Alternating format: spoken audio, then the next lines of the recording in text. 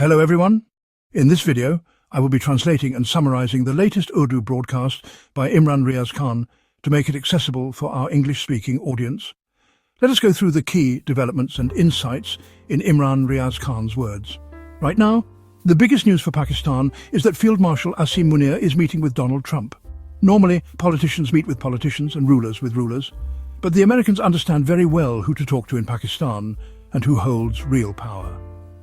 It was Donald Trump's decision to meet with Asim Munir. This was not a scheduled meeting. It was part of Asim Munir's visit to the United States, during which he had meetings with some high-level officials. According to the information available to me, American sources have confirmed that Donald Trump is now being arranged to meet with Asim Munir, and there is only one agenda behind it: Iran. No matter what story is told afterwards, whether by Donald Trump or anyone else, the issue is Iran. Donald Trump was in Canada, but he cut his visit short and returned to the United States, where he held some very important meetings. As a result of these meetings, there is now a flurry of American military activity in the Middle East. Troop movements, supply deliveries, cargo shipments from Europe, and arms being sent to the region. All this happened after Trump's early return. Why? Let me explain. Israel's capacity is declining. That is a separate discussion. And this is where a meeting was arranged between the Pakistani army chief and the former United States president over a lunch. Remember, Americans never offer a free lunch. There is always a price. What price Pakistan will have to pay for this lunch, we cannot say yet. Think back. Which army chief met with the United States president before? Look into history. These days, military establishments, touts and other actors are spreading a lot of propaganda, much of which has no basis. Let me present some facts for context. Back in March 2011, then Army Chief General Ashfaq Parvez Kayani met with President Barack Obama in Washington, District of Columbia. That meeting, 14 years ago, was considered highly unusual. Kayani also received an extension in service shortly after. After that meeting, news reports said they discussed Afghanistan, terrorism, United States withdrawal, and American operations in Pakistan. But within about 1.5 to 2 months, on May 2, 2011, the United States Navy SEALs conducted the Abbottabad operation that killed Osama bin Laden. That operation was carried out on Pakistani soil. So now you understand, after the army chief's meeting with Obama obtained something that helped him win re-election. Killing Osama bin Laden was a huge success for him. He even set up a special operation room, filmed the entire mission, and used it to boost his popularity. Now Donald Trump is meeting with Field Marshal Asim Munir. What might Trump want? Again, the main issue is Iran. Trump shortened his Canada trip for this. Asim Munir has been in the United States for nearly a week, and this previously unscheduled meeting is now happening. According to my sources, America may ask Pakistan for intelligence sharing on Iran. Why? Because the United States now wants regime change in Iran. The Pahlavi family, particularly Reza Pahlavi, is being promoted in the media, interviews, viral videos, and so forth.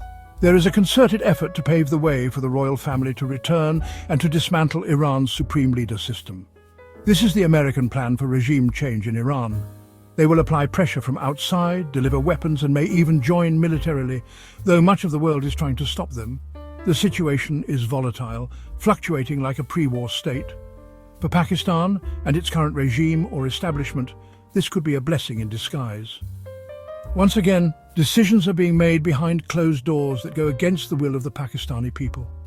So what might America ask of Pakistan? Based on my sources' intelligence sharing, specifically because many Pakistanis travel to Iran frequently, and that data is useful for American operations. Possibly covert support, but only if the United States gets deeply entangled. Pakistan is unlikely to offer any overt physical help at this stage. Any assistance given would likely be secret, similar to how Pakistan covertly supported the United States and Ukraine against Russia. Was Imran Khan part of the agenda? There are unconfirmed reports about this, but nothing has been verified yet. However, news may emerge before or after the meeting, and I will share it when available.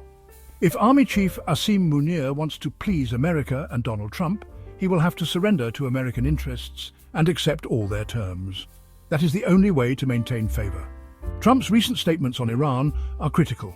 He praised Netanyahu and even Pakistan just before the meeting, linking Pakistan's praise with the Iran issue. He said that something big is coming regarding Iran. He called Pakistan a nuclear power and a good country.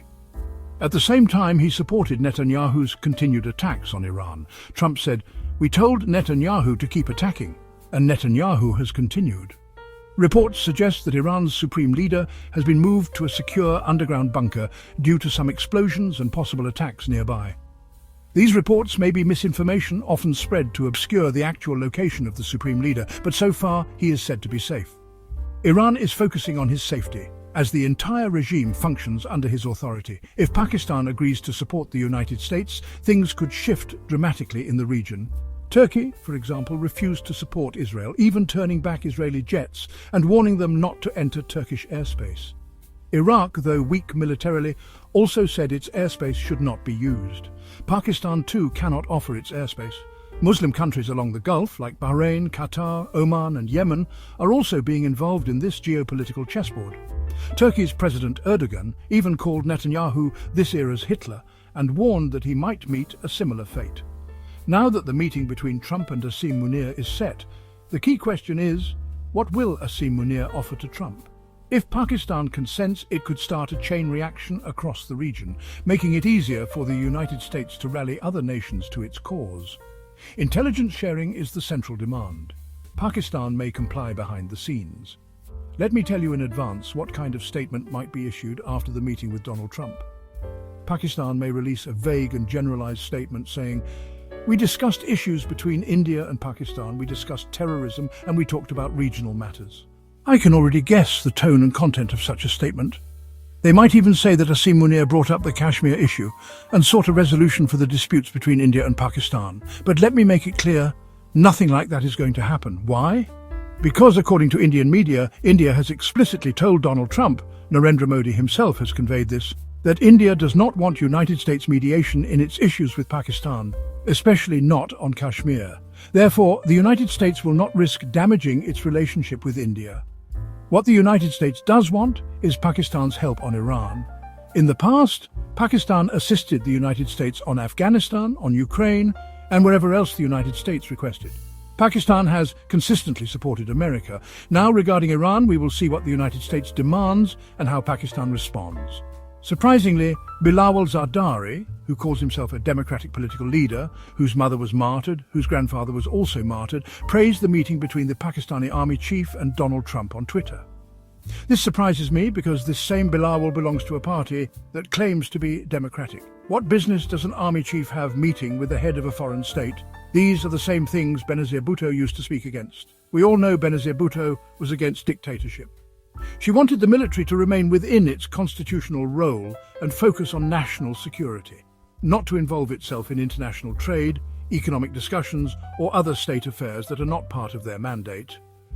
Yet Bilawal Zardari is praising the army chief for meeting with Trump. He even tweeted in support of it. This shows that the Pakistan People's Party, along with its democratic ideals, is now politically dead. It has become a power-hungry faction that knows its survival depends on staying in the military establishment's good books. Meanwhile, visuals are emerging that show continuous shipments of weapons and military cargo headed to the Middle East. Cargo planes are arriving, and the United States is also moving its aircraft into various European locations so they can be deployed quickly into the war zone. The United States is activating its naval fleets. China already warned the United States about military actions. Now, Russia has also issued a warning. According to Reuters, Russian Deputy Foreign Minister Sergei Ryabkov has warned the United States against directly aiding Israel militarily against Iran. He stated that such help would destabilize the situation in the Middle East even further. He emphasized that Moscow is in contact with both Israel and Iran and wants a ceasefire. But if the United States proceeds with military assistance, the situation could spiral out of control. Iran's supreme leader, Ayatollah Khamenei, also issued a statement rejecting Donald Trump's warning for Iran to surrender. He declared that Iran will never surrender, and any military action by the United States will have grave and irreversible consequences. Iran might target United States fleets and bases in retaliation. So, why is the United States rushing into all this? Because perhaps America and Israel underestimated Iran's missile capability. They likely did not expect Iran to possess such an advanced arsenal that could potentially alter the battlefield dynamics. Israel's air defense systems are under immense pressure. These systems have a limited capacity and degrade with time. According to a tweet by Razi Tahir, Iran recently launched a successful test of its Fateh-1 missile on Israel. Israel responded by launching 12 interceptors, but none of them succeeded in stopping the missile. That is significant. It shows that Israel's defensive capabilities are weakening. Journalist Mohammed Mehr shared an important report, also echoed by Al Jazeera and the Washington Post, stating that if the war continues for just 6 more days and Iran maintains its missile barrage, then Israel will only be able to withstand it for another 10 to 12 days. If Jordan doesn't assist Israel with its air defense, this time frame could shrink by half. That is because Israel's Iron Dome and other defense systems can only handle a limited number of intercepts. They are becoming overwhelmed by the sheer volume of Iranian missile attacks. And resupplying those systems takes time.